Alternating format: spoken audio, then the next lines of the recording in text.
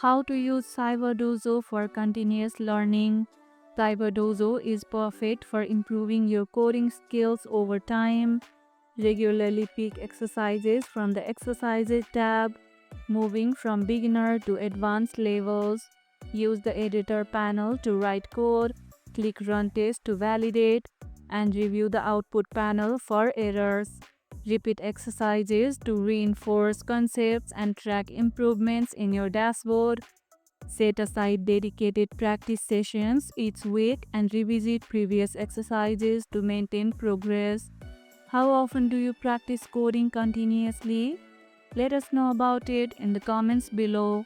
And that's how you can use Cyberdojo for continuous learning. And if this video helped, hit the like button, share it, subscribe, and leave a comment. Thanks for watching, and I'll see you in the next one.